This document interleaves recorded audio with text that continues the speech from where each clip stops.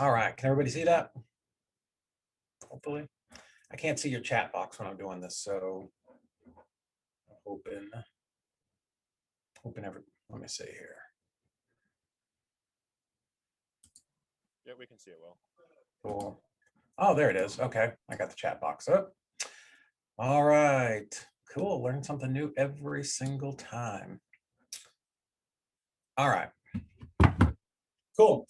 So thanks everybody for coming back. So today, part 2, what we're going to talk about is making cash offers and owner financed offers, right? So that's kind of important. Sorry, admitting people. So goodness, a fast mouse today. So let's recap a little bit about what we talked about in the first one. The main idea to come away with that is understanding where it is that you want to go. So Carl just drove to New Jersey today or yesterday, so we had to have some kind of an idea where he was going so that he could map out the trip that he was going to do. So in our case, if we want to successfully go out and put properties under contract, it's very simple. We have to know where the buyers want houses, right? So we don't want to be in the middle of a super rural area putting property under contract, because you'll just have a terrible time selling them, and then you've wasted a whole bunch of money on marketing, right? And nobody wants to do that. It's hard enough to find leads today as it is. So let's jump right in and talk about the buying side. Okay, so again, just to kind of recap a little bit, the important part of understanding where you're going and how you take that and apply it to your acquisitions is, once you understand how to find those buyers for deals in your market, it's the exact same process to evaluate where to spend your ad money, right? We've talked about that. That's hopefully very simple and everybody understands that. And I'm going to show you in a minute an example of how we did that here in Chattanooga. So, you know, some of the stuff we've already talked about. Sorry, someone was coming in the room. So, you know, marketing is super expensive, whether you're doing pay-per-click or postcards or yellow letters, or you're going out and putting out bandit signs. It's either time or money. You're going to have to expend something to build those buyers. So understanding, you know, what we talked about in the last session, the dispositions, you know, that will help you be more focused on your acquisition side. So let's move on just a little bit. We covered that. So I showed this once before. This is something that I ran just in the very early stages of figuring this out. This is Hamilton County in Tennessee. Some of you that are from my market, this will all look very familiar. This was from 2018. And here's what I did. Here's the exact process of what it is. I used a service here in our area. It's called CRS Data, but all of you can do that. Sorry, you can do this with PropStream. You can do this very easily with ListSource. And I'm going to do a video on how to do it, not cost you anything to download the information out of ListSource. So all I did was pull a list of cash buyers for the whole county, right? You can go back 30 days, 60 days, 180 days, whatever you want, you pick, right? And the price, the 175, that's just my market. Some markets, maybe you just want to find cash buyers up to 50, 60,000. If you're in California, you may want to go to 500,000. I like to say pick what, you know, that median price range, right? Because typically the bulk of cash buyers aren't looking to buy luxury houses, right? Now, if you are looking to be in the luxury house business, pull that. But most people, you know, most rehabbers that I know are looking for, you know, median price range properties, right? So what we did here, pulled a list of cash buyers in Hamilton County. I just went back 180 days. You know, I went up to 175,000. So 0 to 175,000. Exported that list. So of course it comes out in Excel or Google Sheets, whatever it is that you're using. Very easy. I just went to that column for the zip codes and sorted it high to low. And then you could take each zip code, you can kind of separate it out. I'm not a super great Excel guy, so I'm sure there are people that are smarter than me, people on the call here who know how to do this faster. I like a caveman had to count them 1, 2, 3, 4, 5, 6, 7. So all that I did was I looked at the zip code, saw the zip codes with the largest number of sales, and I just sorted those. So that's what we have here. So at the time, East Chattanooga had 52 cash purchases in the last 180 days up to 175, right? And the list just goes down.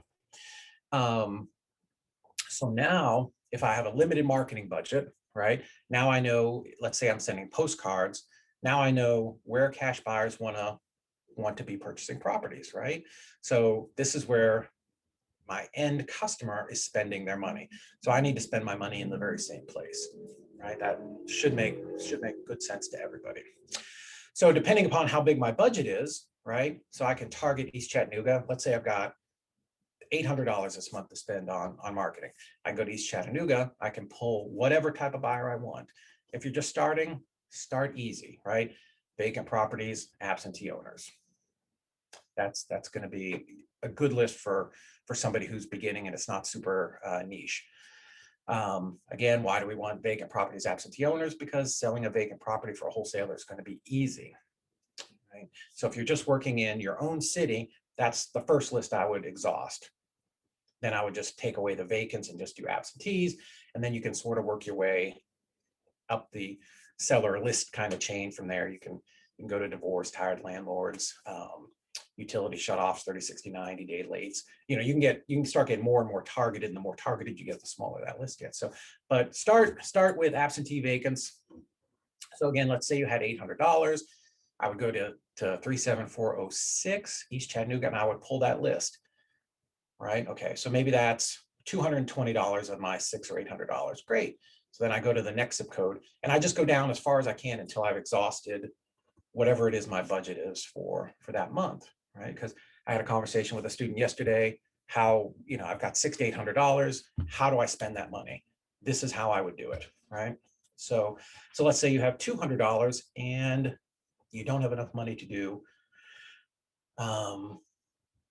to do postcards. Maybe you want to do text blasting. Same process. Pull the same exact list, skip trace it, start texting them, start calling them.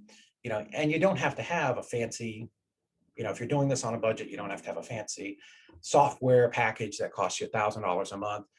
You can literally just text them right off your phone. You can cold call them right off your phone.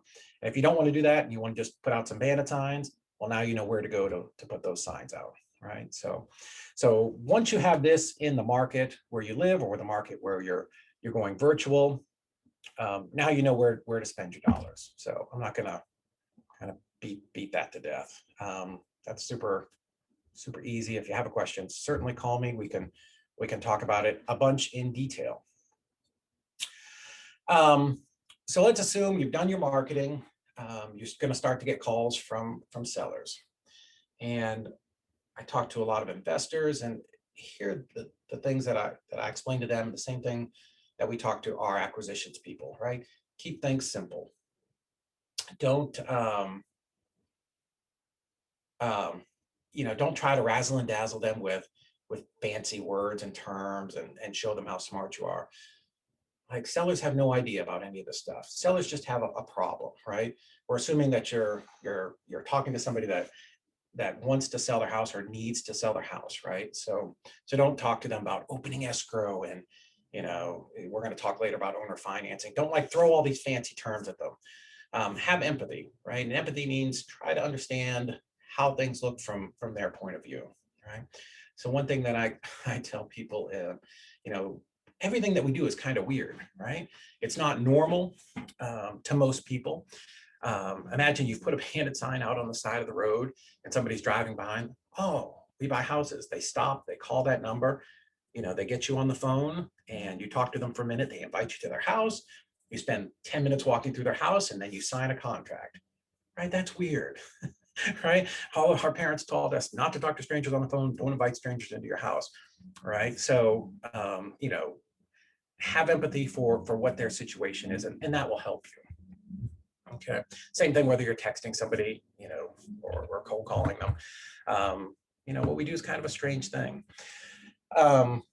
So this is really crucial. Like a lot of people talk about negotiation and, pain points and all those types of things, but you can't negotiate with somebody until you understand what their motivation is, and you get a little bit of, their story and what's going on. Right. So when I talk to a seller for the first time, I'm not getting right into numbers of bedrooms and baths and, um, when do you want to close, and how much do you want? Just be simple. Just start off easy. Like, hey, tell me what's going on with the property, right? Get some information. Try to find out why they need to sell, and are you the right answer? We'll tell people, right off the bat, hey, if you want, they're looking for a certain number, maybe going to a realtor is going to be the best thing for you. Or, geez, if I was you, I'd rent this out, because there's no Jedi mind trick to force somebody into selling to you, right? You just can't do that. And you have to come from a place of trying to help somebody. So if they were going to list with a realtor, they were going to list with a realtor no matter what. But if they've got an issue that only you can solve, and what that means is, if I tell them, geez, you should list with a realtor, they're going to tell you, oh man, I can't do that. I don't have time. I've inherited this house. I'm in Montana. This property's in Atlanta. I can't go there. I don't have time to put new locks on, or take the boards off the door, or paint it, or, do any kind of repairs. I just need a quick sale, right? Or if I say, hey, maybe you should rent this. Like, if you were my sister, that's what I would tell you. That's kind of your best long-term plan. Oh God, I don't want to deal with tenants. I don't want to do all those things. So don't be afraid to tell somebody, to give somebody options, right? And it's gonna help build trust and rapport between you, right? Because if they're looking for a quick solution, you're that person, right? So you don't ever want them to feel like you're forcing a cash offer on them, right? So you give them options, and they will tell you why you're the best option for them. So once you do start to kind of negotiate, and maybe you're at 53,000, they're at 50, whatever the number is. If at the beginning, you got to know them and understand their situation and why it is that they need to sell, well, now you can go back and kind of poke the pain and pleasure. Hey, Mr. Smith, I know you said you've inherited this house and you don't want to deal with it. You know, we're really not that far apart. I'm at 50, you're at 53. The longer this house sits on the market, and it's sitting there, it's vacant, you don't want somebody in there getting hurt. Now you're liable for it. Those are the types of things that you can sort of poke at, and remind them of the pain of what this property is causing them. And then you can go back to the pleasure of, hey, I know you want this property dealt with. Here's what I can offer you. What we do is we are easy to work with, and we will take care of everything, right? We're a fast solution. We're an all cash offer. So, there's not going to be any agent fees. I'm not going to come back to you and beat you up on the price, those types of things. So yeah, pain and pleasure, those are two incredible things to use when you're negotiating. So, and the other thing, this is something that I figured out pretty early on. I think we talked the other day about ARV, and people who like, well, there's this house down the road and it sold for 400,000. And, and I'll often ask them, great, what's that address? Let me look it up. Because as I'm talking to somebody, right, remember at the beginning, hey, tell me a little bit about what's going on.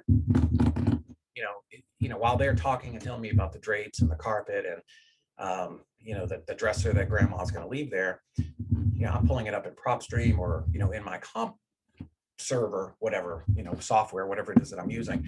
And, I'm looking at their house, because again, we do everything virtual, even in Chattanooga, when I was looking at properties, I would be relatively sure of what I could offer before I would go out there, right? Because I'm lazy and I don't want to, just run around to 20 houses a day and make offers that aren't going to be accepted. So anyway, so tell me about the house, what do you got going on there? And, so while they're doing that, I'm going to the property online, I'm pulling up comps, I'm sorting them from low to high. And, hey, Mrs. Smith, kind of based on what you're telling me, houses like yours in a similar condition are selling between, just picking numbers, 30 and 40,000, right? And what that is once we pull those comps and we sort from low to high, typically Mrs. Smith's house, this is generally the case, unless somebody tells you, it's in great shape and I'm being transferred, right? But if it's a property that, has tenants in it, or, that's inherited, or it's been vacant for a long time, typically it's going to be at the bottom of that kind of graph, right? So I have a real good idea of what, what I'm going to offer that for that property. Like I said, unless it's like, hey, I've just remodeled it and I just need to get cash and get out of it. So, and what the bottom of that graph is, and I should have put a little picture up here to show you. So what that's going to be is what other properties have sold for cash, right? So we know what to offer that person because I can see what other cash buyers have purchased properties for. So, maybe those properties are selling from 40 to 50. I'm offering 30 to 40, and that gives me just enough spread in there. So what houses like yours near you in similar condition, what those properties have sold for is a great way to kind of combat that. Well, this one house sold for 420,000. Well, sure. You're at 123 Main Street and that's, 426 Oak Street, but that house was built in 1999. Your house was built in 1930. That house is 30,000 square foot. Yours is 800 square foot. So they're not really apples and apples, right? So those are, without saying you're wrong, you're stupid, that's not what your house is worth. Hey, yeah, absolutely. Let me look up that house. Let me kind of tell you why that house isn't yours, right? So hopefully that kind of makes a little bit of sense. So negotiating with the seller, have some empathy, understand what their motivation is. And again, there are definitely going to be people who are just give me an offer. Absolutely. Somebody who says something like that, give me an offer. Awesome. What's your email? I'll send it over right now. Right. And just guess, send them over a contract with a guess and type in there, hey, I'm really interested in your property, without getting a lot of information. This is the price I've got. If you're serious about calling, give me a buzz back and with a little bit of details and we'll work on this price. So yeah, show them that you're serious. Just shoot them an offer. It doesn't matter. Like, it's not going to be the end of the world if they don't take it.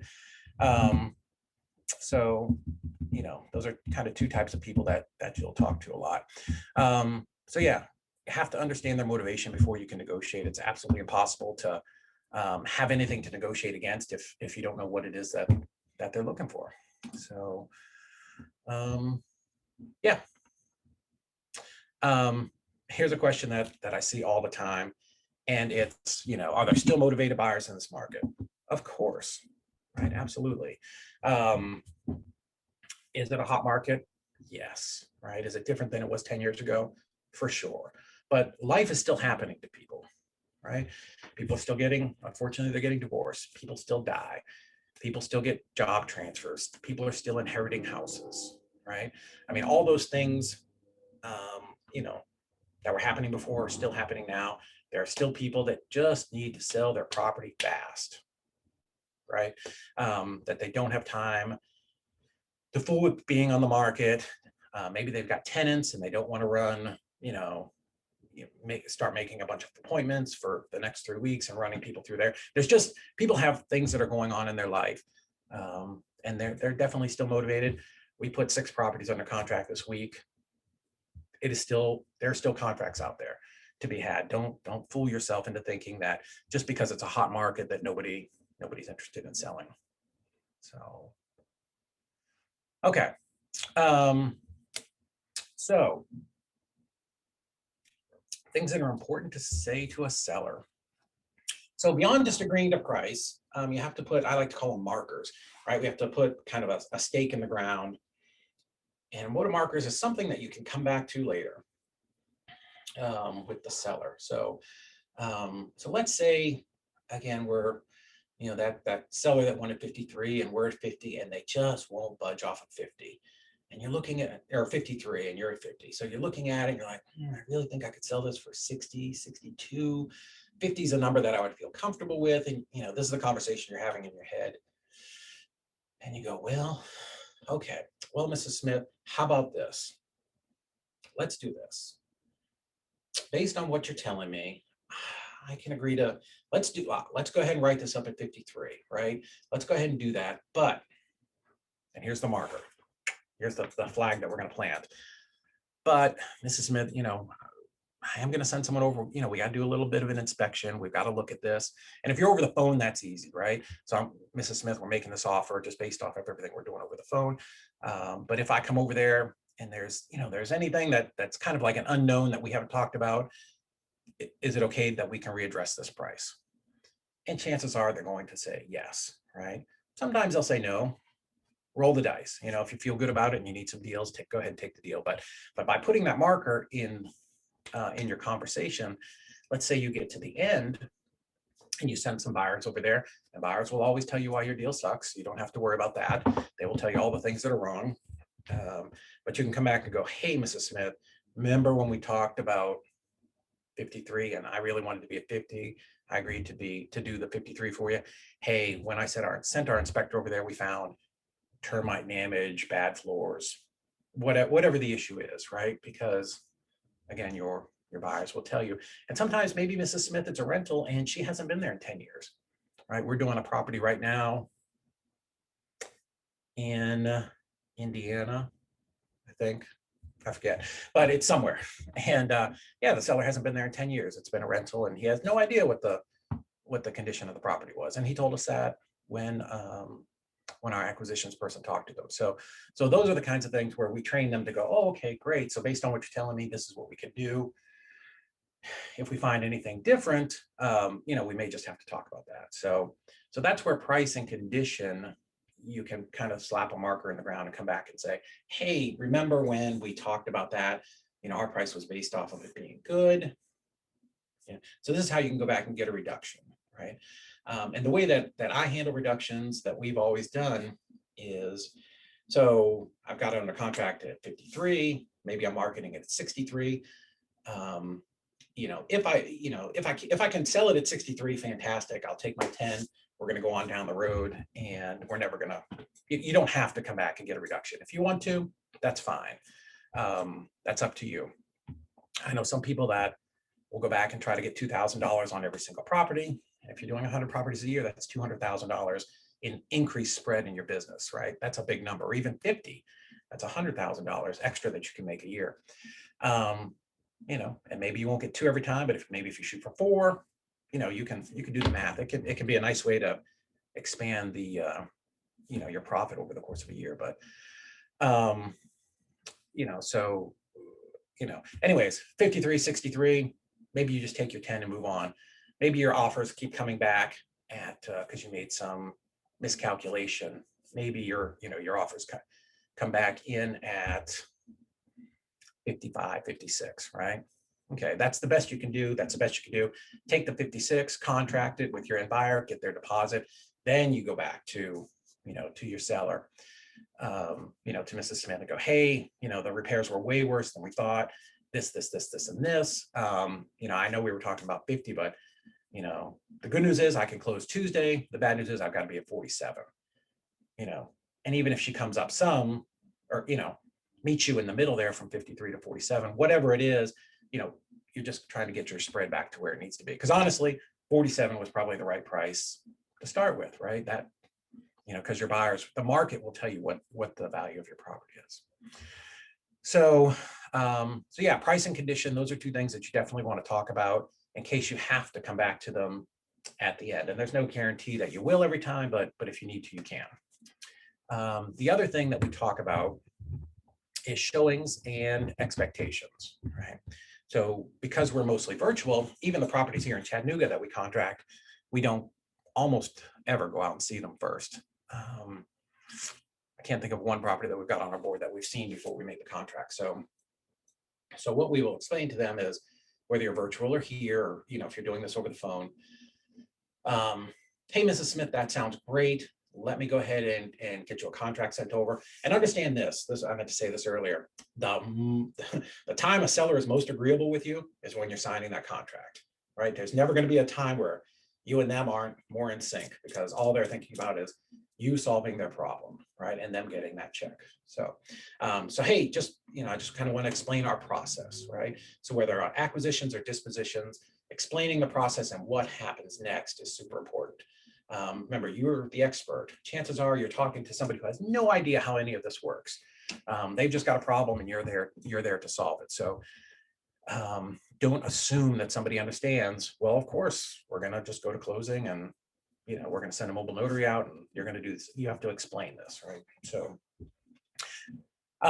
so Mrs. Smith or Bob or whoever we're talking to, hey, so here's how we work. Here's how our company does this, right?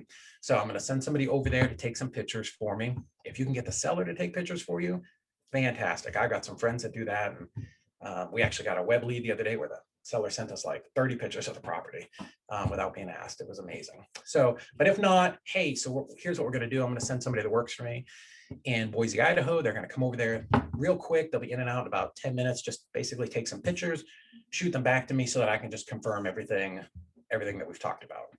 Does that sound fair? Yeah, of course. Because remember, this is the most agreeable a seller's ever going to be for you.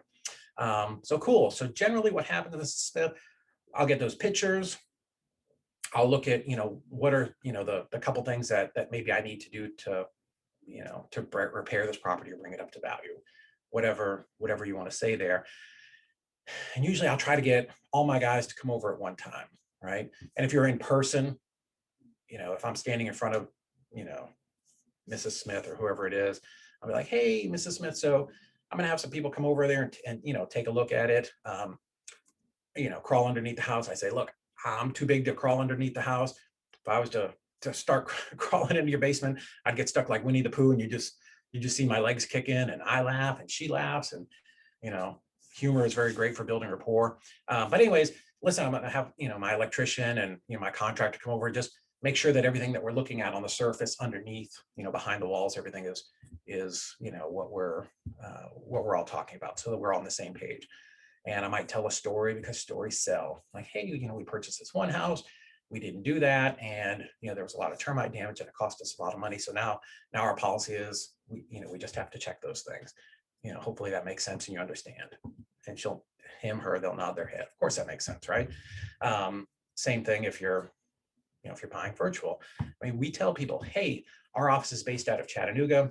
We have people that work for us in all these different markets, but the company's policy is we have to come over there and at least take a look at it. So I'm going to send somebody over, shoot some quick pictures, maybe do a little walkthrough video so I can kind of get a feel for what we've got. Now we have pictures that we can use for marketing. And also, once I get those, I'll try to get our contractors to come through. And if there's anything specific they need to look at, now you're setting the stage for a walkthrough for your buyers. So Mrs. Smith, I try to corral them and get them all there at one time. Sometimes it does take two because I just can't get them all there all at once. Now what we've done is I've let Mrs. Smith know that we're probably going to come to the property 2 to 3 times. First time for pictures, second time for our buyers, and possibly a third time. That's about all you're getting in today's market. So when you send your person for pictures, they've got to do a good job. You have to be very clear with them about what they're doing. Turn their phone sideways, take pictures in every room, do it from the corner, underneath the sink. I want to see the breaker box. I want to see the water heater. I want to see the air conditioner. I want to see the furnace. I want to see all those things. I want to see the basement. I want pictures of all 4 sides. So be super clear with that person, because if not, you're going to have a problem with your buyers. So, so showings and expectations, you want to be clear about that. Explain, so that everybody's on the same page, because you don't want to surprise later. You don't want them to say, you just told me you were buying my house and I didn't know I was going to have to do all of this. That's going to be a problem that you're going to have to overcome later. So being good on the front side will help you out. And then also timeline. So, hey, Mrs. Smith, here's how we generally do this. Most of our properties close within 30 days. It used to be 14 days. Stories sell, right? So it used to be 14 days, but now title companies are so busy with people doing refinances and things like that. It's kind of the end of the month, things get strung out. So, the very fastest anything is closing, we like to say 30 days. I don't want to put 10 days on our contract and then, I only have to buy it for 10 days, and then after that I can walk away. So I want to put 30 days on here so that you and me are tied together, and you know that I'm not gonna leave you hanging. But honestly, I put 60 days on there just in case there's any paperwork that they need, or old mortgages that need to be cleared, or any crazy thing that comes up that the title company needs from you. That way you're not under the gun to get it done. But just understand that our goal is to close this deal as quick as we can, because I have 30 deals behind you and I need to get those closed as well.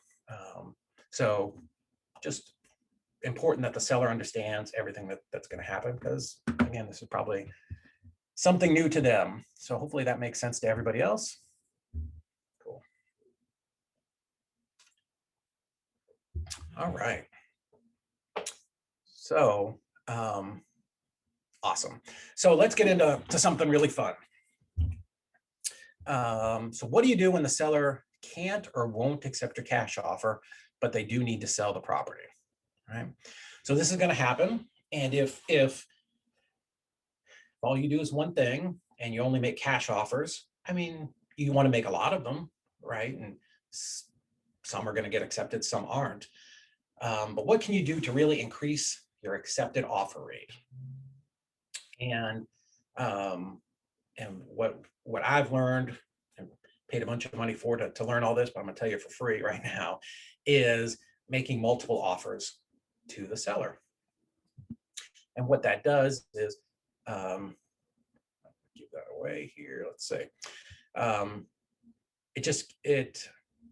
if I tell somebody you have to choose, is something a yes or no question, then you got a 50-50 shot. But if I'm giving them like multiple offers, well, now in their brain, they have to pick one. So let's talk a little bit about owner financing.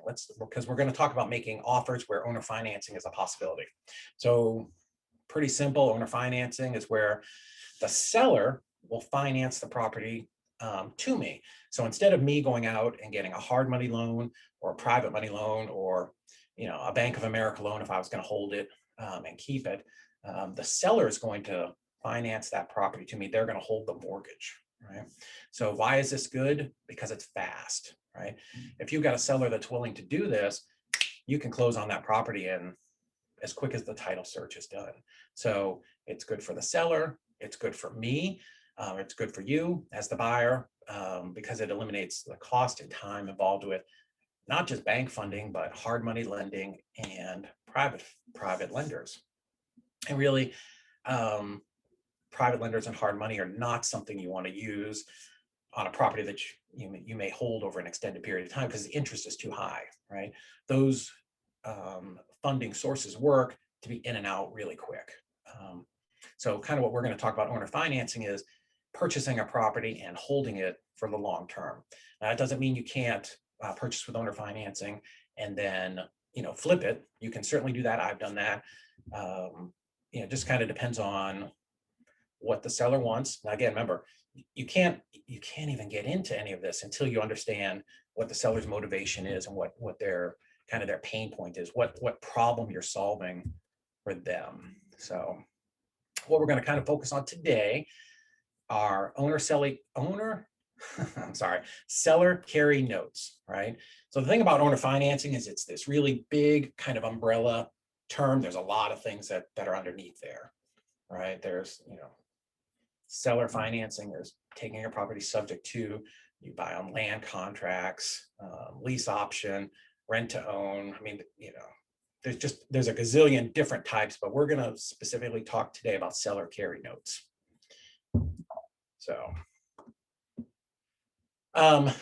So within this, I want to talk to you about how you can implement this in your business, right? So this isn't we're not going to be super crazy. I'm not going to make it complicated. I'm going to simple it down in the easiest terms possible for you. Okay. I'm going to show you how you can you've got your wholesaling business, how this can run parallel to your wholesaling business. You make them a cash offer. If that doesn't work, depending upon their situation, you can make these types of offers. Okay. So you're already marketing and bringing in leads, right? You're bringing in leads. Let's hope you're doing that. So whatever your marketing channel is, you have leads coming in, right? So, but some people just aren't going to accept your lowball cash offer, right? Your wholesale offer. So how can we turn that turn that lead. How can we monetize that lead? So that's what we're gonna do here. So we're going to make an assumption here that you're moving this conversation forward with somebody who's motivated, right? So they've got some kind of problem that you can solve. They couldn't accept the cash offer or just wouldn't accept it for whatever reason, right? So with a motivated seller, there's always a deal to be made, right? And if you're in any investor forum, you'll hear people talk about, can I do this, right? Can I do this thing?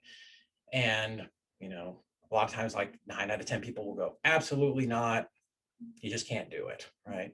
And there's always that one person like, yeah, absolutely. My mentor or my guy, or I knew somebody, or I did this one, they're uses it as an example, selling your wholesale deal to somebody who's going to get financing from Regions Bank. Is it possible? Maybe. Like, probably not. But, 1 out of 50, does it happen? Sure. So you can't say it's impossible, but it's highly unlikely. So, again, can you work a deal with everybody? Yes. Is it worth the time? Like I tell people, is the juice worth the squeeze? It depends. So that depends on you. Me, I like low hanging fruit. I like to do a lot of deals, and we do a lot of marketing, so a lot of deals come in. So if there's motivation, if they own the property free and clear, they can't take a cash offer, this is where what we're going to talk about today comes into play. So very simple. We found a way to make 3 offers to motivated sellers, and let's kind of go through one. So the first thing you have to do, right? None of this works if you don't make your cash offer first. Okay. So again, we're all wholesalers, or a lot of us. Make a cash offer that works for me as the wholesaler, right? So $50,000, $45,000, whatever that number is, right? So that's kind of because you have to have a baseline. If they accept it, fantastic. You can close on it, right? You can get a hard money lender or a private lender, somebody, you can go ahead and close on it, or you can wholesale it, right? But if that's got to be sort of your baseline, because there you're going up, right? It's very hard to make a high offer and then come down. So you have to start at the bottom. So we're going to make our cash offer, Mrs. Smith, here, based on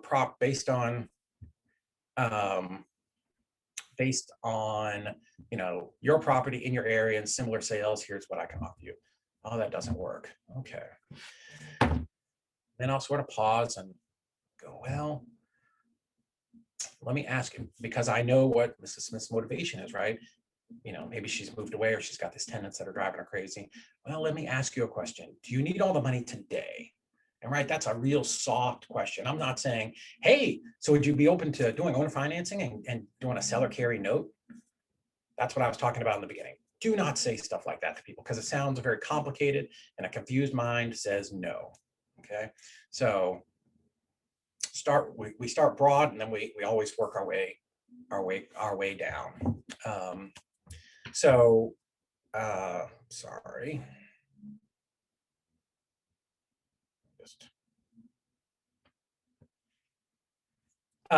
So we start with that, and then we kind of come back and say, well, do you need all the money now? Is this something that you have to have all the cash for?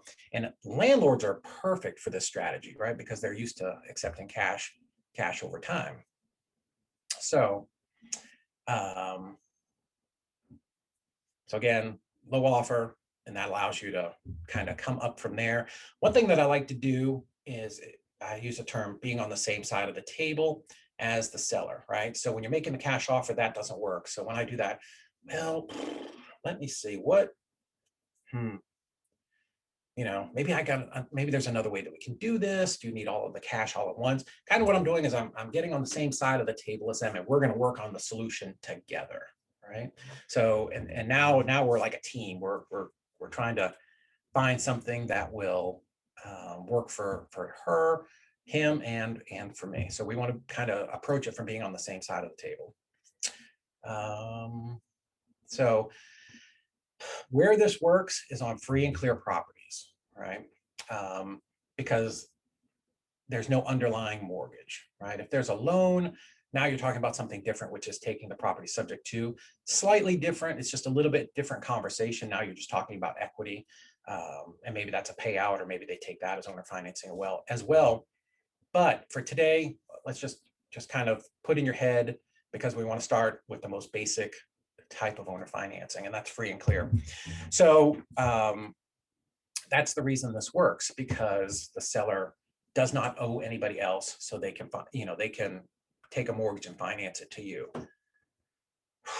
You can do this with somebody who has a loan, but here I'm going to caution you. Here's the problem: if Mrs. Smith owes Bank of America $50,000, and she's basically selling the property to me on a wrap, meaning, so maybe I'm at 60,000 or whatever the number is that you decide to come up with.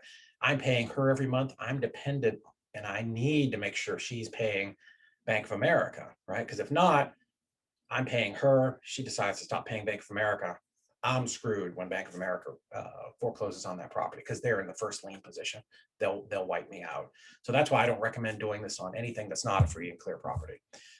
If there's a loan and you understand her motivation, then you want to take it in just a slightly different direction. So that's just kind of a caution for you.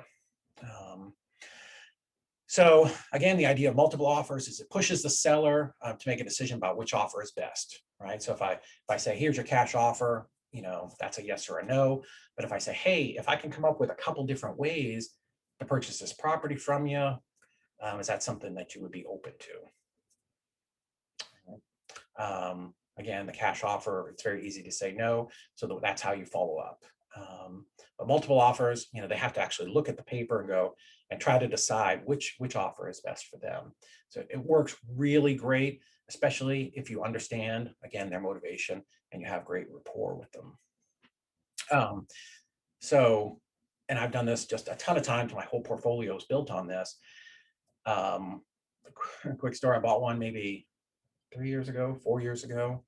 I can't remember. It's been a couple years ago. But anyways, again, woman was moving to Florida, I think. It's on Henderson Drive here in Chattanooga. And we were both standing in the kitchen. The property was vacant. She was moving out, and she didn't want to deal with the property. I made her a cash offer, and she's like, well, that just doesn't work for me. I can't accept that. I said, well, and I do that a lot. Let me think about it. Let me see here. And I pulled out my phone, my little mortgage calculator. And let's say I was offering her like 40, but she really wanted 50 or 55. So what I did, I keyed into my calculator real fast. I said, well, if I was to give her, 55, whatever it is that she had wanted, and I did that over 10 years at like 4%, now that's so much per month. I just multiplied that by 120, which was 10 years. And I said, I think her name was Aletha Bass. I said, Aletha, how about this? How about if I could pay you 70,000? And like that stunned her. She kind of like physically like batted her eyes. Well, how can you do that? You just told me you can only pay me 40, right? So now like I had a hook, and now she was interested. Like she was paying attention to every single word that I said. I said, well, if you don't need all the cash right now, and I could do like payments over some time, all those payments would add up to $70,000. And she was in, right? She liked that idea, and she was on board. So I said, here's what I can do. Let me get your email. Let me run back to the office. Let me shoot you over, a couple of offers, right? She said, well, I'll just follow you to your office. I'm like, okay.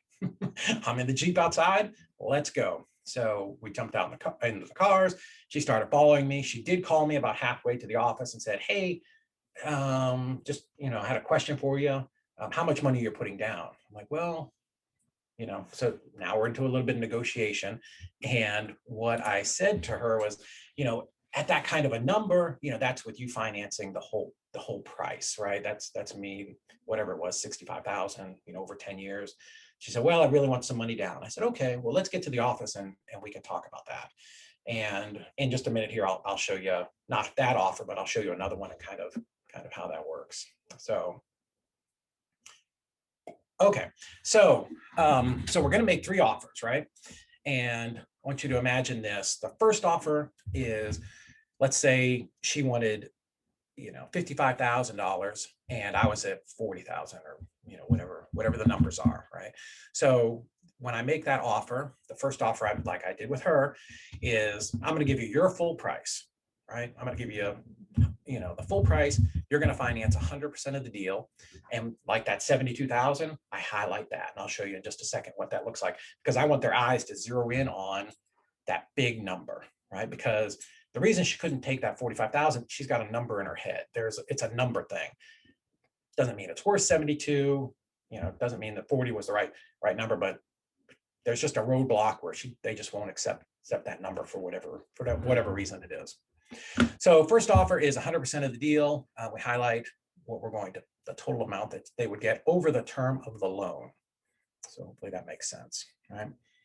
So you've got your top offer. Offer 2 is exactly what she was looking for. Well, if I have to give you a little bit of money down, right? Everything is kind of the scales of justice, right? Everything has to go up and down. So if I'm going to give you some money, I'm going to reduce my purchase price, right? Because there's a give to get, right? I'm going to give you a little bit of money, but I've got to get something on the terms. So in her case, I agreed to put $2,000 down, but I pulled the purchase price down. And you can do a couple things there. Like maybe I was on 100% of the deal, she was going to finance it at 5 or 6%, which is still cheap. Like, you're getting into this property for $0 down. Give them 5%. Who cares? As long as as long as the numbers work, if you're keeping it as a rental. So, but maybe if I'm going to put 2,000 down and she's going to finance a lower amount, and it's not. So if the top number maybe was 55, it's not like I'm giving you 2,000 down and you're financing 53. Now we're dropping to 50 or 49, right? So at 49, I'm going to put 2,000 down and you're going to finance 47, right? So like the price is definitely going to come down. But if I was doing maybe 5% on the option 1, down here I may be doing 3% or 3.5%, because I want number 1 to look more attractive, right? So, but that's okay. Offer 2, we'll give them some money down. It'll be a lower percentage rate. And then again, I'm going to highlight that total, right? So if on the top one it was 72,000, maybe down here she's only getting 66,000, right? So as psychologically, she's looking at that and she keeps coming back to, here's how I get that highest number, right? And then offer 3 was your all cash offer, right? So here, what we're promoting is it's all cash. I'm going to close quick, and you'll be just done with this, right? So all cash, quick close, I'll pay closing costs, and you're out. So now somebody has something that they have to think about. All right, so I hope that makes sense. If anybody has a question, throw it in the box, and I'll try to explain it a little bit better. So here's the deal. Peak Street.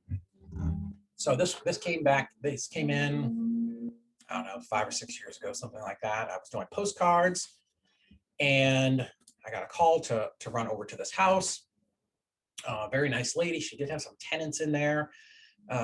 We walked through pretty quick. It wasn't in great shape, but it had long-term tenants in it. The tenant was a nurse. She was paying next to nothing. But again, this seller was moving. She was moving to Florida, and she knew she couldn't deal with the rental that far away. And for any of you that have rentals that are in other markets, it's a problem. When my brother and we bought our first house here, a duplex here in Chattanooga, and we were still in Orlando, it was 577 miles because I tracked it and we had to drive it a couple times.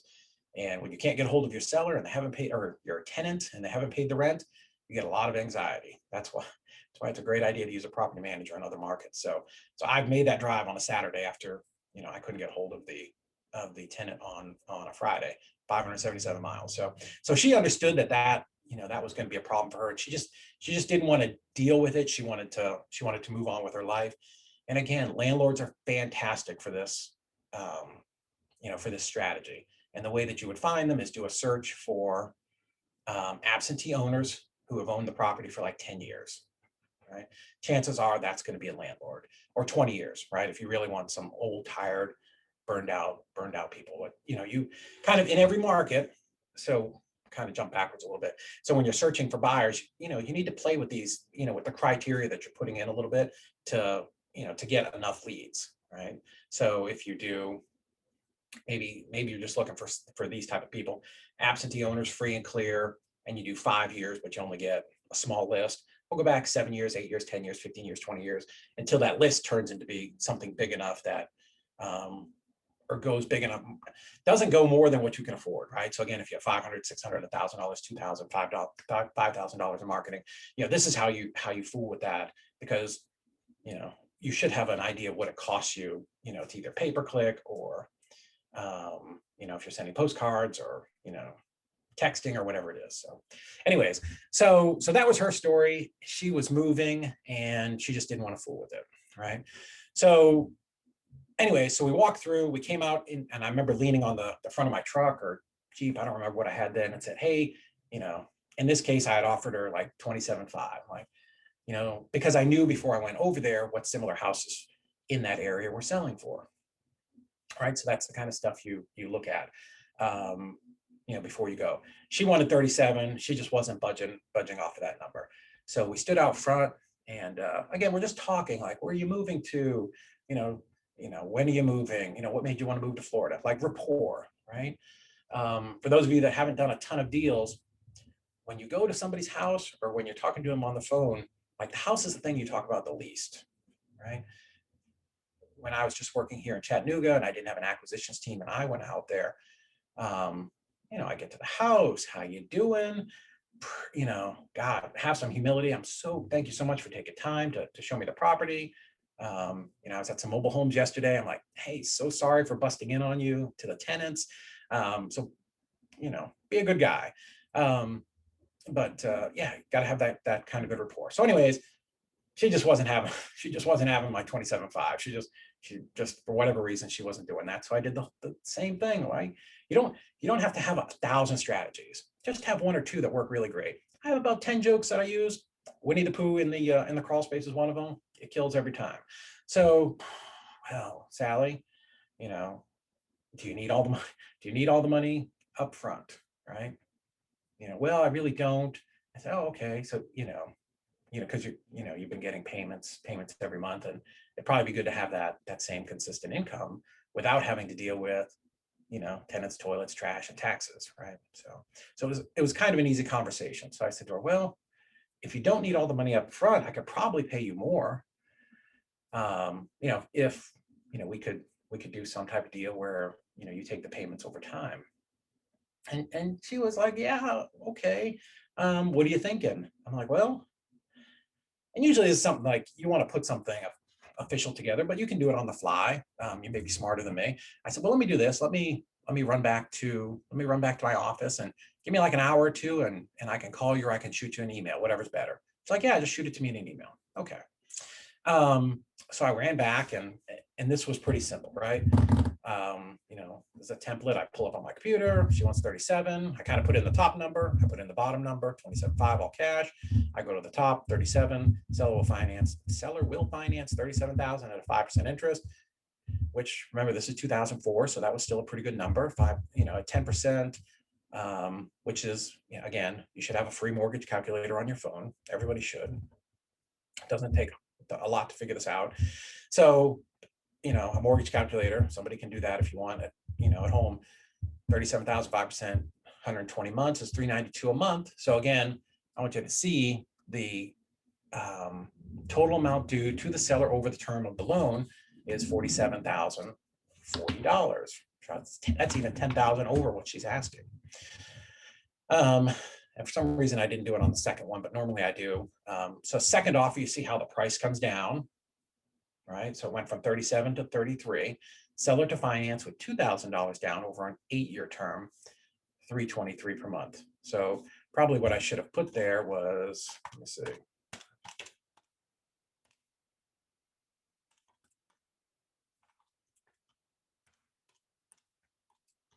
So on this case, it would have been really, oh, that's why I didn't put it. Because if you look at this thing, there's no interest rate. That's why I didn't put it on this one. So this was a 0% down loan if she had chosen this one. So spoiler, she didn't. she would have received exactly her 33,000. And then of course, option 3 is 27.5. So this is super when you close on no. So to answer the question, if you look at the box, well, maybe it doesn't say. No, I tell them, look, absolutely, I'm going to pay the closing costs on this, Ash. So really for all 3 options. So so I presented her with 3 options. Did it matter which one she picked? No, all of these options were good for me. It doesn't matter, right?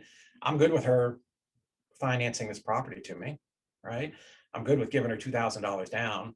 $2,000 for a $37,000 house, pretty good deal. And I'm really great with 27.5 that I can either close on it, get hard money and close on it and do something with, or just keep it, or or just wholesale the deal, because I could have wholesaled this for 37,000 all day long, right? This was an easy deal.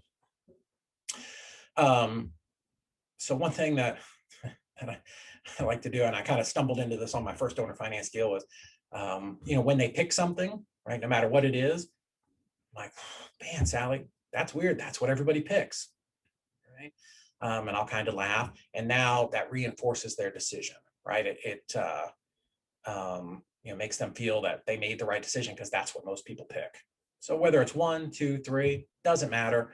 Yeah, my goodness, that's like almost all the time. People pick number 1, people number 2, or option number 1, option number 2, or all cash, doesn't matter.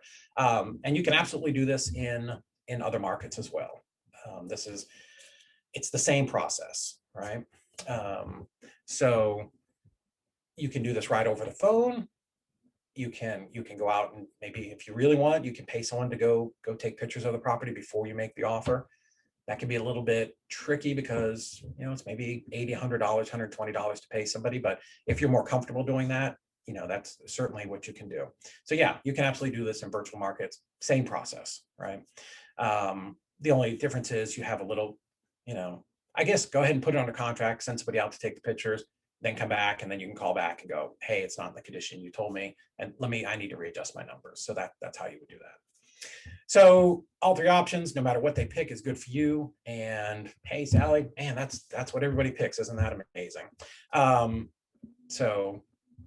So that's it, right? So she picked something, and then fantastic. Let me send you over a contract. Because again, time kills all deals, right? The longer you wait, the more somebody has a chance to change their mind. So pretty. So let's talk about the tenant in this case. So she did choose option number 1. I'll show you that in a minute. So this property had a long-term tenant paying $385 per month. It was a little 2-bedroom, 1-bath in North Chattanooga. So if you look, the tenant is paying $385, but I was going to pay Sally $392 per month. Well, that's dumb, right? Why would you do that? Because it was incredibly under rented. I mean, even back then, this was a $900 house, right? So I understood, because I knew what the rental rates were in that market. I knew that there was room to move this up, right? I knew I had room that I could go up. So what you want to look at on these types of deals, the way that you should evaluate it, I have a little spreadsheet that I do, but it's not hard. You can do this on a piece of paper. So, and this is where you kind of play with that mortgage calculator. First thing is you have to know what the rent is. So in this case, the rent is $385. You have to know what the monthly tax bill will be, right? So let's say it's $1,200 a year. That's $100 a month. And you have to know what insurance is going to cost you, right? Property insurance, hazard insurance, whatever you call it. I always use like $60 a door as sort of like a baseline on an investor policy. And so what I do is it doesn't work in this case, but let's say the rent was $800, $800 minus $100 a month for taxes, minus $60 a month for insurance, like it's a very basic baseline number. So 800 minus those things, and then I would fool with the mortgage calculator. Maybe she's paying 392, so 800, 400. So now I've got like a spread of $250 per month, right? So if you're in a virtual market, like somebody had just asked, so now you need to figure in like 10% for property management. That would be an additional thing. I self-manage all of my properties, so that's not something that I have to work into those numbers. But if you're a completely passive landlord and you don't want to deal with it yourself either, then you work property management into that. And what you do with that mortgage calculator is now you start playing with the time, right? So whether you want 5 years, 8 years, 10 years, 12 years, 30 years, you play with that time. And as you stretch it out, it's like buying a car, the payments come down until you get to a spread that you're comfortable with, right? Because everybody's going to have a different number. What works for me is going to be different from you, okay? I'm a full-time investor. I have a lot of wholesale deals that provide cash for me. So cash off of my rental properties is not as crucial for me, right? That's not like I'm not dependent on that cash to live. And also, I'm a lot older than some of you guys, so I want to retire. So again, the whole thing starting with the end in mind, how quickly do I want to be done?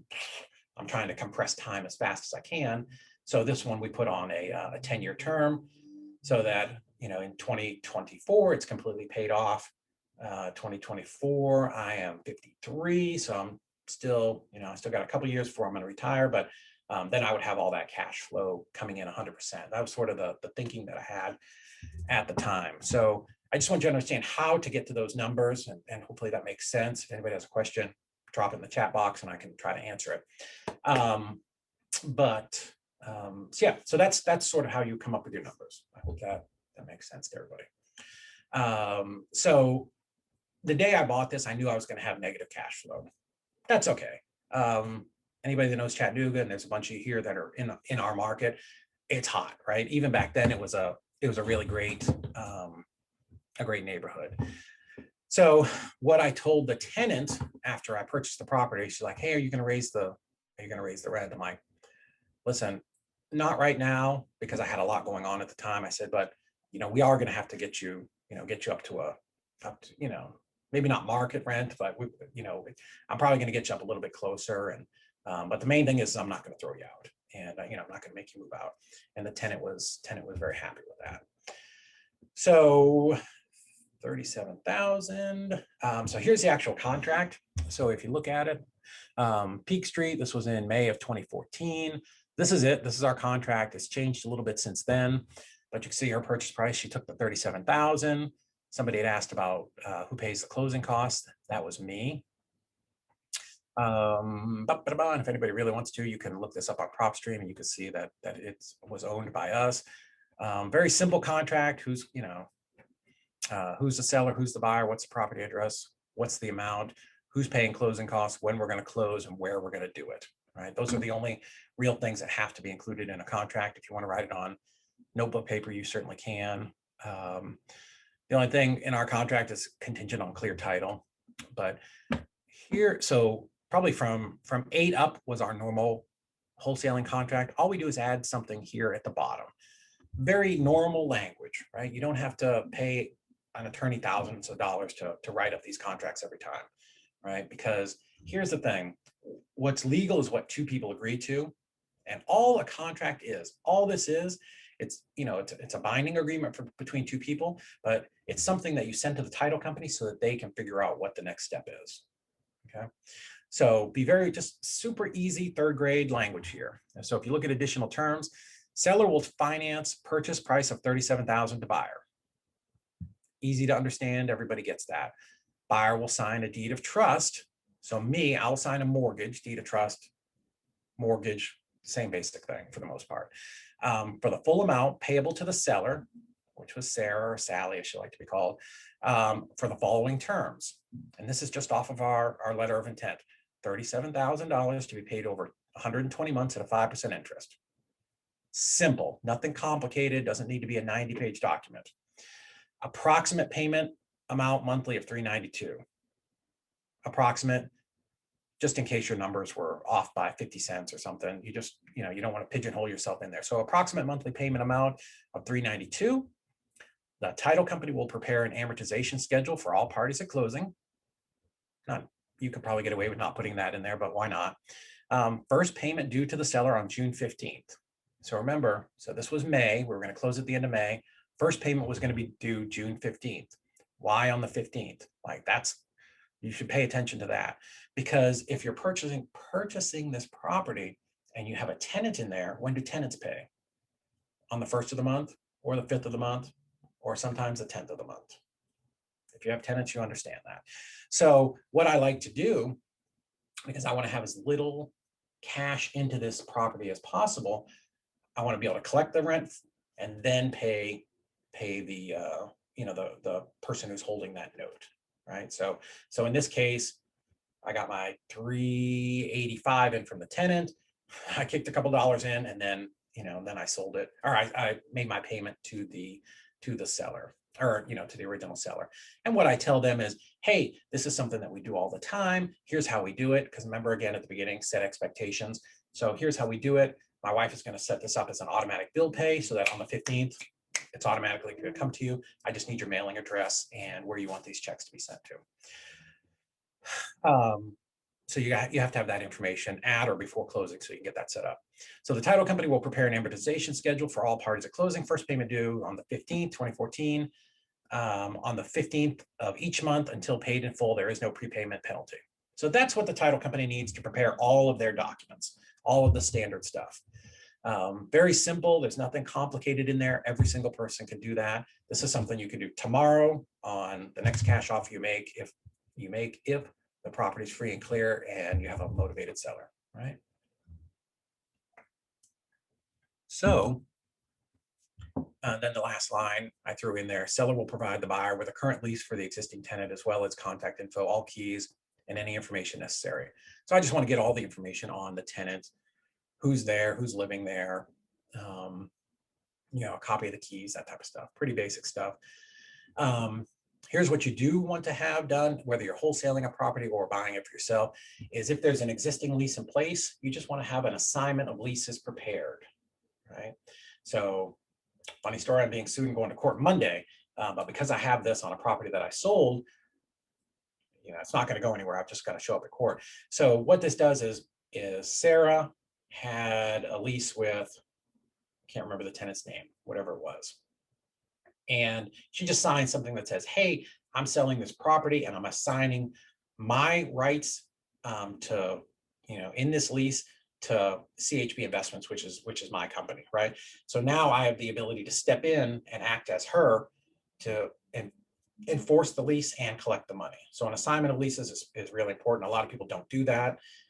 And it works until it doesn't. It works until someone says, I don't owe you anything because I don't have a lease with you. And then you have to evict them. It just gets to be a lot of work. So anyways, seller will sign an assignment of leases to the new buyer, which is me, and transfer any security deposits to the buyer at closing. Don't forget that, right? Because that's going to be a credit for you on your HUD. So basically, she's giving me this house. I'm going to make her some payments, and all I've got to do is pay the closing costs. So that's a win, right? By any stretch of the imagination, it's a free house. I don't care if it's a good house or a bad house. It's a cash flowing house. It's a deal. So here's the actual, let me lean in here. Here's the actual HUD. If you can see it, it's real.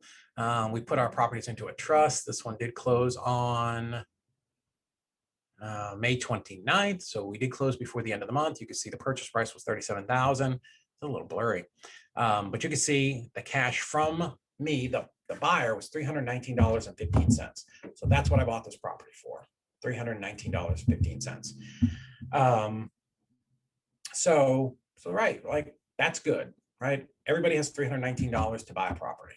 A lot of people think it's hocus pocus about buying properties with no money down. It's not. Like this is a real life example, and I've got just dozens and dozens and dozens of these. But I'll show you why I picked this one. So owner financing, right? So my plan at the time was just to bump the rents and keep the existing tenant for as long as possible so I didn't have to rehab the deal. So when I buy a property or a package of properties from a landlord, if there's a tenant in there, right? So I do all of my numbers so that I've got some spread, right? So if it's a multifamily, maybe 8 doors, I might be good with 150, but on a single family, I want, $200 to $250 a month.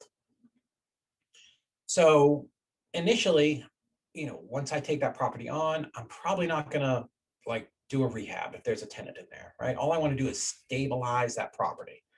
And what that means is I just want to carry on, right? I put very little money into it. I just want to get some rent coming in, bring it into the fold, bring it into the portfolio, have our team here, they're dealing with the tenant, collecting rent, and just kind of keeping things going. And that assures the tenant, one thing we always tell them is, hey, we're not coming to throw you out. Usually that's the case. Sometimes there are bad tenants and we do move them out. I tell them, look, you're the most valuable person here. You're the one that's paying. So you're, my goal is not to throw you out most of the time. So we want to stabilize the property. And then what we'll do is, then over time, we might sit down and meet with them and say, hey, like in this case, I told her, I said, listen, you're at a super low rent. I'm going to circle back to you. I'm super busy right now, but over time, I've got to get you up to at least, market rent. So in her mind, even though it's not today, she knew that at some point a rent increase was coming. Yeah, James, I get postcards every day. So on all of my properties. So you probably send me a bunch of stuff and text messages and all that stuff. So yeah, so we stabilize them, and then over time, I'm looking to raise the rent up to whatever market rent is, or close, right? So let's say in this case it was $1,000 and I didn't want to rehab it. I may go to the tenant and go, hey, like we both know, like tenants know what market rent is, right? They know that if they have to move, what it would cost. So, hey, I know that the market rent over here is $1,000. Here's what I'm not going to do. I'm not going to bump you all the way to 1,000, but there's two ways you can approach this. The first one is, hey, I need to I need to get you up there a little bit closer. Here's what I'm going to do. For this year, I'm only going to move you to 600. And next year, we'll go to 800. So instead of moving you all the way to 800, I'm going to kind of step you up a little bit. And now you have increased cash flow. So now you went from maybe $250 a month to $450 a month, just like that, right? And you didn't have to do anything. You didn't have to go in and do a bunch of remodeling. Or the other thing you can do is say, hey, this tenant, we know that the market rent here is it's $1,000. And you're at 385. I've got to get you at or up closer to market rent. What can you do? Right now, we're moving on the same side of the table, because you can say, hey, insurance is going up. Property taxes, keep going up about every 2 years. What can you do? And maybe she'll give you a number, and she might say, I can't do 1,000, but I can do 700. But now she's bought into the process and committed to that increase. So you can try that as well. That works really good. We've done that a few times. So we did eventually bump her up. I think I went right to 650 with her and didn't blink an eye. Like after about a year, I finally called her one day and I'm like, hey, I kind of forgot about you. I do have to get your rent up a little bit. I'm going to bump you to 650. Is that okay? Absolutely no problem, because she knew, again, it was $1,000. So in this property, I did next to nothing. One time I had to go over there and replace a soft spot in the bathroom floor. So I sent somebody over for that. It was maybe $400 or $500. And then she had a gas water heater in the basement that the pilot light went out a couple times. So we sent the plumber over, but that's really it. Or 700, I guess is what we raised it to. So really I had no money in this property. The tenant stayed for 6 years. So she stayed until late last year, and she paid down 50% of the property. While in North Chattanooga, as James knows, the value just went off the charts, right? So the property was vacant. And my strategy is I generally don't sell these properties, because I went through so much work to get an owner finance property. I generally don't sell them. This one was vacant and needed a ton of work. The value was, had just quadrupled or whatever over there. And I do have some other properties that I'm in the middle of rehabbing. So I thought, well, maybe I'll just sell this one. I don't really have time, and it's in a great neighborhood. So the tenant moved out. It did need a complete rehab. If you go to my Facebook page, I did a walkthrough video there. You can see what it looked like. So market was hot, and we decided to sell it to use the money for something else. So I've got an agent in my office that works for me. So we decided to list it, and this is the house. You can go to Zillow and see it. Nothing fancy. I mean, it's a cute looking house, but it needs a remodel, right? If you look over on the corner, you can see somebody had put a little tarp on the roof. This is why somebody was sending me a postcard, because I probably did drive him for dollars and said, who's that guy? But I had a long-term tenant in here. We were making great cash flow. It was paying down the mortgage. I had other fish to fry, and this wasn't my biggest concern at the time. So So we listed it 130, went under contract within a day or two. You can see even his estimate says it's 132. Small house, 2 bedroom, 1 bath, 729 square foot, not big, but this is North Chattanooga. It's a hot area. People are tearing these things down and building like chalets, like these enormous 3-story properties. It's really cool. If you look down here, here's like the biggest negative on this property is it was on a dead end road. All right, so that was one of the things I used to negotiate on the front side. I think they're going to build some new stuff here and connect these roads. But anyways, so 317 Peak Street. Let's see. So we did sell it. We decided to sell this property. We listed it for 130 and it sold for 138, went under contract within a day or two. I did still owe 13,000 on the 37. So again, the tenant had paid almost all of that off and probably have less than $2,000 in this property. This property actually closed yesterday. Here is the, you can see we closed it a key title and escrow here in town. The date was yesterday. Sales price was 138, cash to me after, there's closing costs in there. We had some taxes, just all the odds and ends. Okay, that's what it comes down to. I hate it when they show on TV to flip this house and, we sold it for 138 and I owed 13,000, net profit 120. Well, it's not, or 1/3, 125. It's just not reality. It does cost you something to sell these houses. So we netted yesterday 112,778 on this property that probably have maybe $2,500 invested in, right? So this is a great strategy, right? That's a win. By any stretch of the imagination, this is a win. So that's $112,000 and I'm going to drop into another project. That's just going to be a better place to spend my money instead of having 2 properties that are incomplete. So hopefully that makes sense. If it doesn't, drop something in the chat and I will explain it a little differently. So that's one. We're going to talk about one more case study real quick. Lafayette Drive. So this is down in Georgia. Anybody that, if you know Chattanooga, we're right on the line between, Chattanooga's on the line between Tennessee and Georgia. So Lafayette Drive, this seller, I had already bought a rehab deal from him over on Spring Creek Road that we did. That was a great deal. He lived out of town and he was only coming to Chattanooga because his brother was here. His brother had passed away. So now he was just getting rid of everything. So he was using this house as a weekend getaway. It's a 1-bedroom, 1-bath house with an out storage building. A lot of people will say, don't target 1-bedroom houses. I love 1-bedroom houses. As a landlord, they're fantastic. You usually get longer term tenants, generally like an older person that's more stable. And if you have a nice place, they will stay for a long, long, long time. All of my 1-bedrooms have my longest term tenants in them. So don't ever be afraid to only search 3-bedroom, 2 baths. There's a buyer for every deal. So I closed on this rehab. We had started it. He actually called me and says, hey, I've got this other property. Would you be interested? Absolutely. Is always the answer. Absolutely, I'm interested. So this one's a little different. I only had to make him 2 offers. I had already talked to him and kind of given him a soft cash price over the phone. And he's like, yeah, that really doesn't work. And I said, well, would you be interested in, some type of terms? And I had great rapport with him, so I didn't need to probably go as far as if this was a fresh deal. So he's like, hey, I'll be up in town next week. Why don't I meet you over there? We can do a little walkthrough. And I said, oh, fantastic. So we went over there. I said, well, I think I'd offered him maybe 12 or 12,000 or something. Again, this is 2015, so it's a little different. And it's like, I knew he couldn't take that. So I said, well, Kenneth, what are you looking for? He's like, well, man, I'd love to get 25 for it. I'm like, man, there's no way I can do 25. I just can't do that.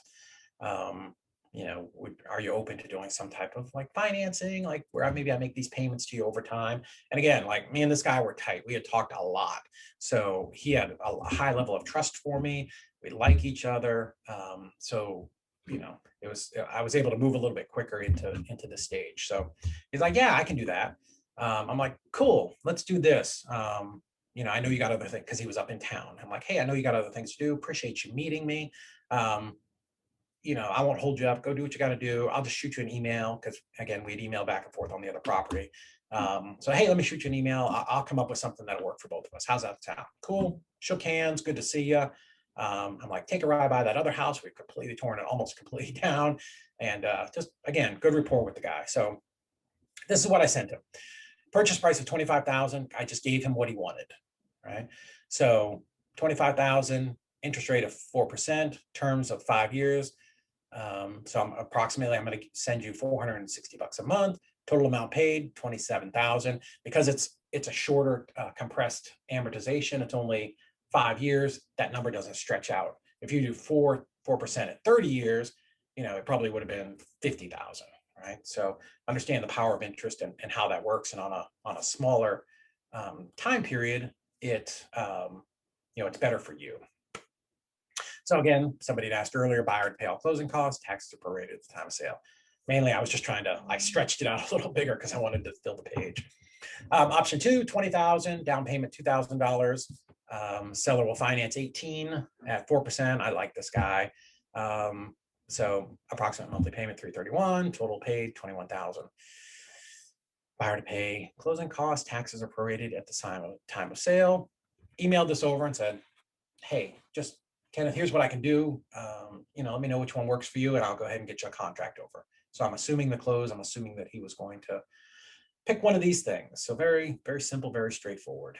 And understand this, like you can do this with anything, with a mobile home, with land, with houses, with apartment complexes, with anything you want, right? Again, having good rapport, understanding what the seller needs. In this case, he did not want to keep coming back to Chattanooga and dealing with this property. He bought it so he had a place to come up on the weekends while he was visiting his brother who was sick, right? So now he's done, right? He doesn't need this anymore. It's not useful to him anymore. So that's his motivation. He doesn't want to have to worry about this house sitting empty and somebody breaking in or doing something to it. So that's what I was able to do. My job and our jobs, wholesalers, is to help somebody. We're never out here to be taking advantage of people and doing all those things, right? There are plenty of deals out there. Like, you don't have to screw anybody. Get in an airplane, fly over your city, look at all the houses that are out there. Somebody out there is losing sleep tonight because there's a house that's causing them a problem, even in the hottest market in the last 50 years, right? So there's somebody that you can help. So, so here's a closing statement, right? Because we want to proof up and that we're not just full of crud. So we close this on December 17th of 2015. This one, my cash to close was higher. So do you know why it was higher? Because the property was vacant. So before, when it was $300, the reason that it was lower, right, even though it was a higher purchase price, is I got that deposit that was in there from the tenant. So it was probably a $500 or $600, security deposit. So that transferred over to me plus a couple of days of rent. So that becomes a credit and that drops your amount to close. So anyways, 25,000. This one cost me 1,000. Darn. And monthly payment of 460. All right. So now I've got this deal that honestly I didn't at the time. I was very busy. I was doing a lot of rehabbing at this time. I didn't know exactly what I was going to do with it. Maybe I was going to rehab it. It was missing some siding on like the back end of the property. I didn't know. I'm like, well, we'll see. Once we close on it, we'll figure it out. So here's what I decided to do. So this was off the website that I was using at the time. I'm like, you know what? I just don't have time to fool with this right now. All of my contractors are busy. So I'm just going to sell this one out on owner financing. All right. So basically I'm going to wrap around my contract with the guy who sold it to me. I'm going to sell it to somebody else on financing, and it's just called a wrap. So I bought it for 25. I looked on Zillow, hey, what are some houses for sale in that area? 65, let's try that. And when you're selling on financing, you can generally raise your price up a little bit over market, right? Because you're providing terms, right? Same way that on my offer to him, I can go up a little bit higher because he's going to give me terms. So I do the same thing on the backside. So 65,000, there's the property. It's a nice little home, big lot, give them a little description. Here's what here's the deal that I offered to somebody. So purchase price of 65,000, down payment of 5,000, monthly payment of 539. So remember, like my payment to the seller is 460. So I'm at so I'm looking at cash flow of $80. Wow, that's pretty awesome, right? I'm gonna get rich off of that. But like, look at the details, right? This is how people make money in owner financing out their deals. So 65,000. So the person, who I was looking for, right, is going to give me $5,000 up front. Remember, I've only got $1,000 in this deal, right? So on day one, when I find a buyer for this, I'm plus 4,000, right? Like found money, 100% just created money out of thin air.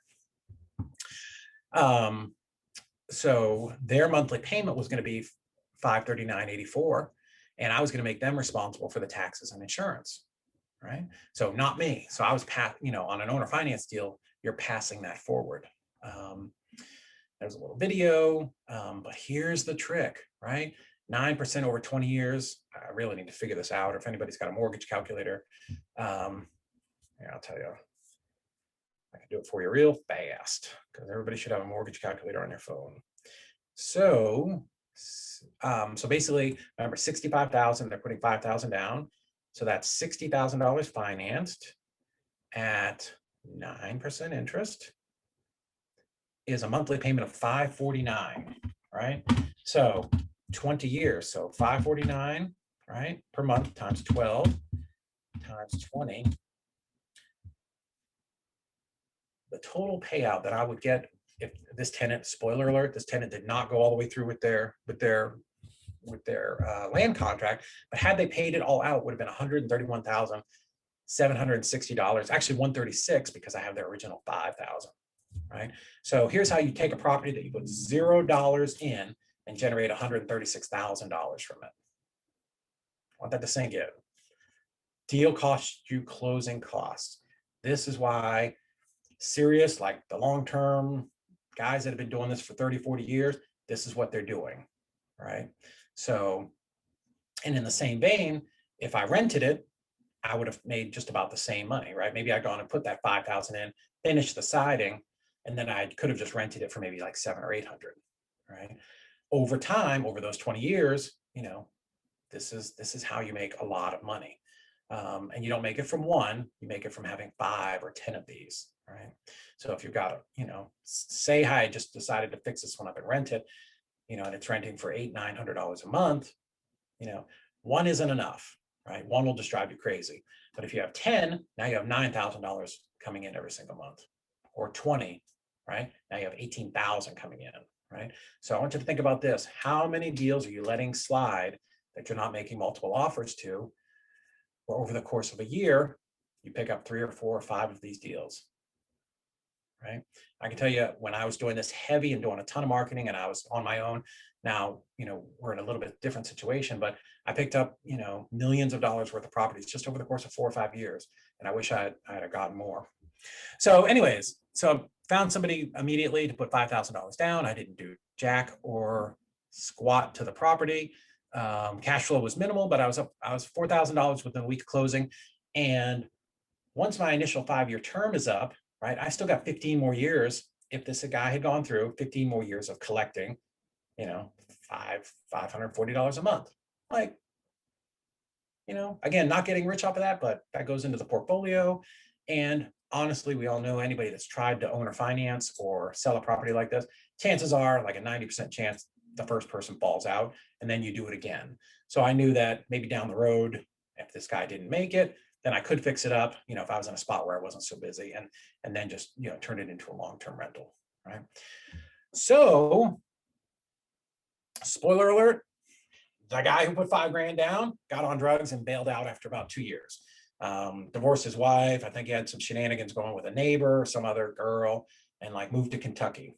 But unbeknownst to me, this guy's creative, right? He goes out and finds some friends of his who didn't know any better. And he said, yeah, you can just move in here and pay me, right? Like, of course, our land contract says it's not assignable and they can't rent it. But, this guy, if I don't know I guess he could have got away with it until the rent was late because he was getting money from them and not paying me because he was on drugs. And I had my guy run over there, slap a late notice on the door. And these two people show up at my office like, hey, we paid the rent. I'm like, hey, I bet you didn't. And who are you? Because you're not Scott. So, so they came into the office and we realized that, he was scamming them and not paying us. And I said, hey, look, here's the deal. I'll let you take over his deal. He had to put $5,000 down. You have to put $5,000 down, and I'll just let you stay because, I think he did pay for probably 2 or 3 months, and then by the time he was in Kentucky, he just stopped paying. So they're like, yeah, absolutely, we're going to do that. That's going to be fantastic. They never put their $5,000 down, but they did continue to pay rent, every month, and yeah, I think they did put 500 down or something like that one time, but they never came in and signed a new contract, a new land contract with me. So basically we were just kind of on a word of mouth lease ultimately. So back in March, an opportunity came up and I needed some money to do that deal. This one again is paying me, was not a big deal, not a big cash flow deal. So I'm like, well, I'm selling the other one. Let me go ahead and sell this one too, so that I could take that money and put it into something better, better use of the capital. So we decided to sell it in March. And again, this one was under contract within 48 hours because we're in a kooky market and it's a great time to sell this type of stuff. So here's that property. You can see, I mean, it's a nice looking place. It's not terrible, even though it's a little 1-bedroom place. I think the tenants painted it. I'm not sure if it was this color when I bought it. The siding that's missing is on this back side over here, but they painted this shed. The shed, it was just an empty shed when I bought the property. And one of the tenants, the crack guy or the second group, I don't know who it was, sort of furnished it, and it was like a living thing, right? Somebody was, I don't know if they were living in there or I don't know what they were doing. Honestly, I never went in there. We did have it cleaned out after the first guy moved, so it must have been them that furnished it. So went under contract at $85,000. Again, small house, 1 bedroom, 1 bath. Very basic, very straightforward, cute little house. The people that put it under contract, the guy is buying it for a son, and the son is going to live in there. They're going to hook the outbuilding to the sewer line and run some power over there. I don't think there's going to be a permit involved, but that's what they're doing. And they're going to rent out that shed to some of their workers because the guy runs a construction company. So very quickly went under contract. And here's this one. This one closed about 2 weeks ago. So we sold it for 84 or 85,000. I can't remember what it was. I think that's 85,000 is what his offer was. So because this one, I had a 5-year term on it, this one was completely paid off, right? So there was no underlying mortgage to pay off. All I had to pay was my commissions and closing costs. And this one netted $78,609.59. So again, put $1,000 into this property, $993. I got $5,000 up front, so I was plus $4. Never put another dime into it. Like right up until the end, these tenants were still in there because they weren't on a lease. The new owner was giving them notice that they had to move, and if they didn't move, he would go ahead and evict them. And I think he's starting the eviction process because they just said they're not moving. So this is how you create money out of thin air, right? If you decide to sell these down the road, or 2 months after you get it, maybe you're going to get the seller to finance it while you fix it up, so you can use this for rehab stuff. I recommend, if you've got the wherewithal, keep it as a long-term rental, because as you accumulate these properties, you just get more and more cash flow, and then you can retire someday. You don't have to keep wholesaling, because wholesaling, like it or not, it's fantastic money. But let's be honest, when you when you get that cash, that check, whether it's 30,000, 5,000, 40,000, whatever it is, let's be honest, most of us spend that. Hopefully you're putting a little bit aside, a little bit of a way for taxes, but very few people are saving any of that money because there's always the next deal. So, wholesaling is like a hamster wheel. It's fantastic money, but it's a job, it's a hustle, and you just can't do that forever, right? You can't. There's going to be a time where And new wholesalers never understand this, but I've been doing it for 12 years, and eventually it's just a lot. So kind of to recap, so here's 2 properties that we purchased with owner financing because the seller wouldn't or couldn't accept our cash offer. So we found a way to make it a win-win situation for everybody. That this week, actually, the last 2 weeks netted us 191, 387.66, and it's not bold because I'm awesome, right? I want everybody to leave here and understand that this is a very simple process, right? This isn't an owner financing that's like crazy complicated, and and all those things are fascinating. I love to hear presentations like that and understand, but start with the basics. Start with a very simple process, right? Start with free and clear properties, learn how to do it a little bit, and then you can add on, right? So now you have a good base, and now you can start stacking other techniques on top of that. So this is very simple.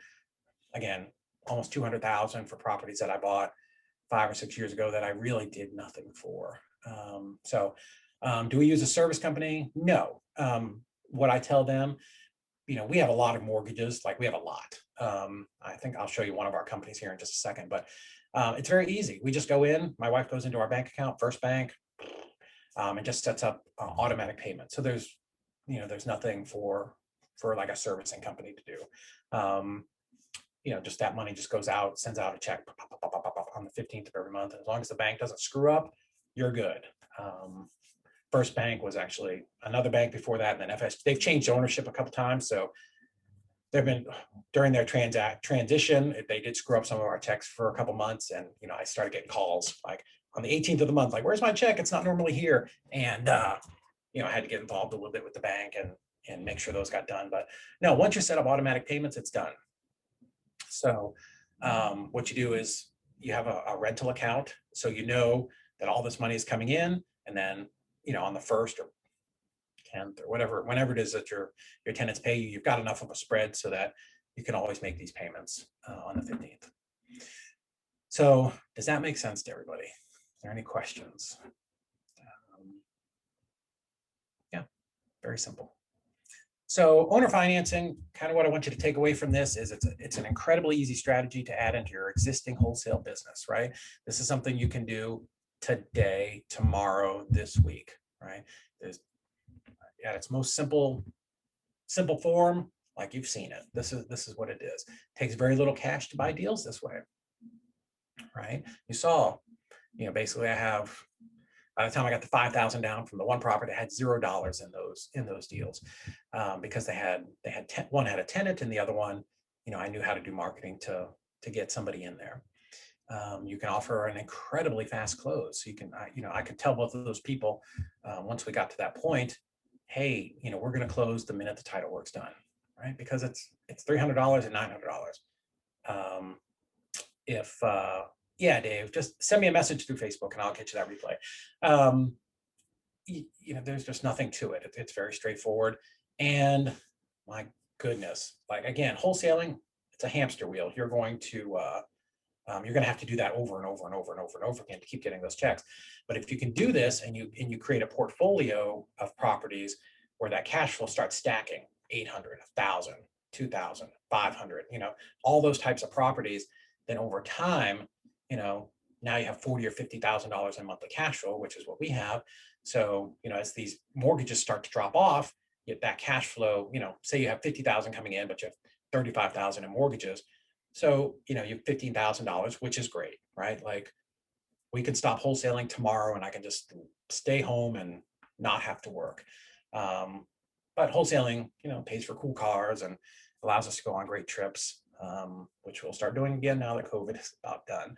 So, but keeping these properties, and I know that's the antithesis of what I've just talked about, but those are 2 properties out of 70. People are always way more impressed with that kind of stuff than that long-term monthly cash flow. So, so that's what I want you to take away from this. Going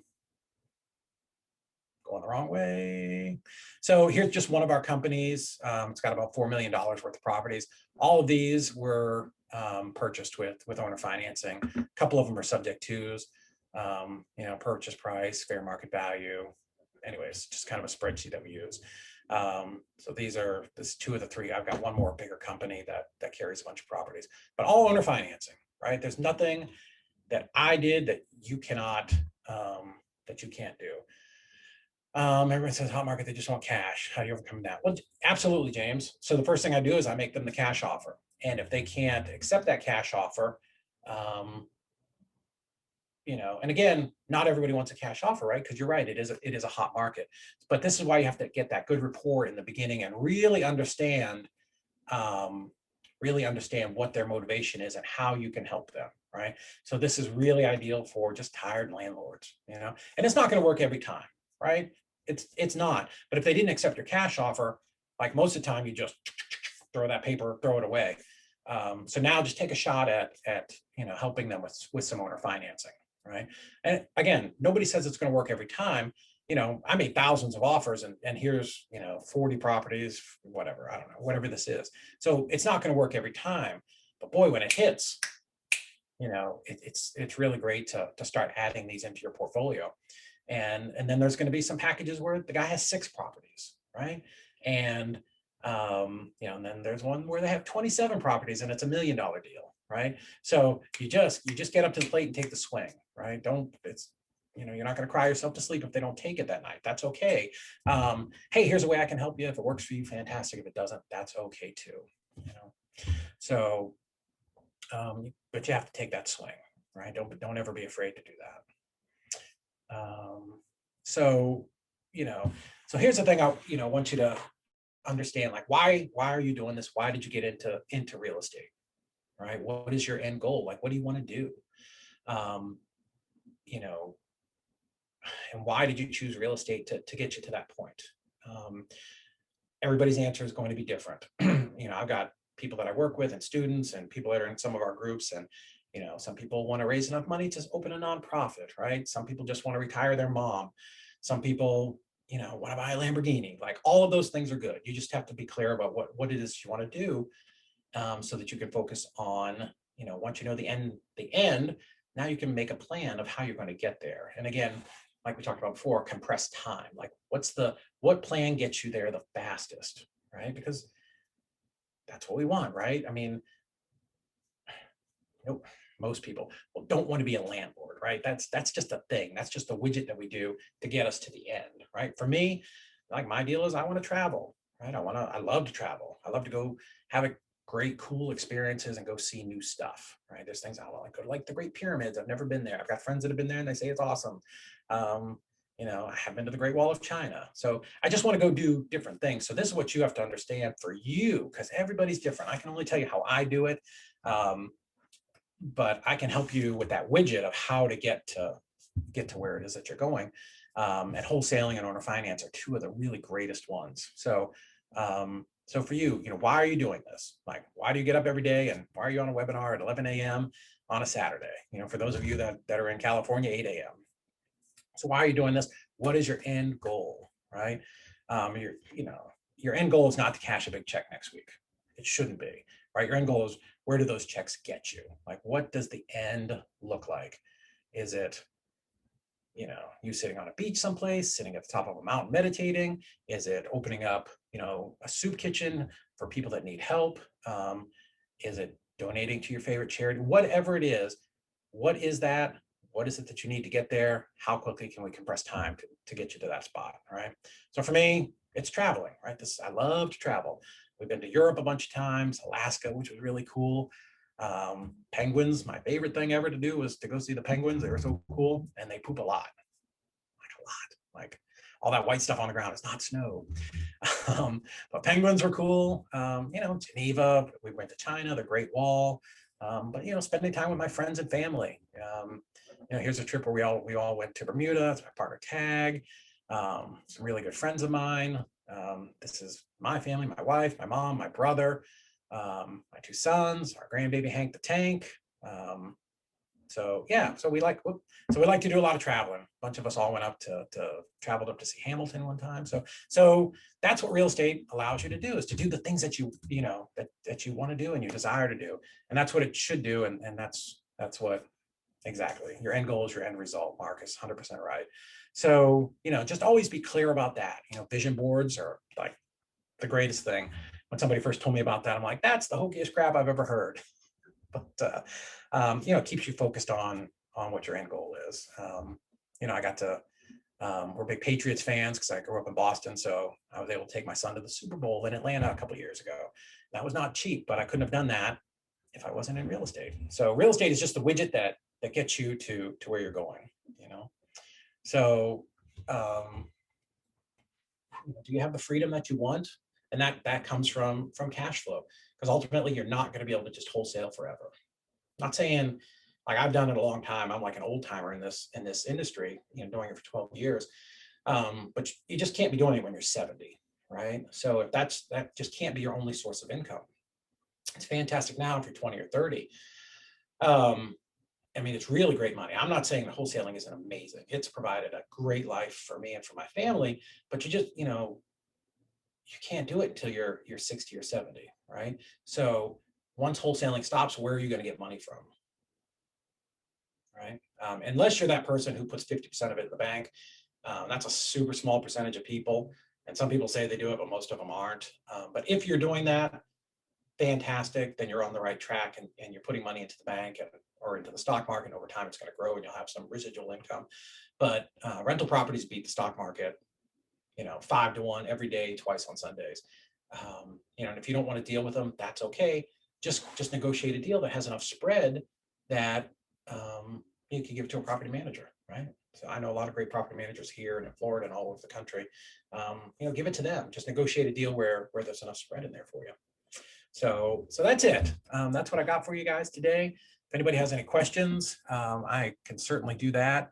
This is a picture of us in Alaska. This was the last stop. So that was the boat that we were on. And as I was kind of going to get on a bus to take us, what city was it? It's not Anchorage. No, I don't know. Wherever I was going. That was like a 13-day cruise up the Alaskan coast. It was really cool. So if you're looking for me, this is where you can find me online. It's the same for all of them. So I'd love to connect with you. But yeah, let me do a stop screen sharing here. And if anybody has questions, we can certainly unmute yourself. We can do that now, or if nobody has any questions and we'll just go out and enjoy the rest of the day, we can just kind of call it quits. Nothing? Okay. All right, cool. So Tuesday, we're going to do the kind of the third and final one of these that I'm doing. And that's going to be on virtual wholesaling and some of the systems that we use in our company. So hopefully you guys will all come back for that one. But I appreciate everybody for coming. Kind of humbled that y'all would get out of bed and sit here and listen to me ramble on for an hour and a half or whatever it's been. So hope you guys have a great day. Go out there and crush it. Go get some deals, spend some time with your family, and just enjoy the day. So I will shut it down. I'll talk to you soon.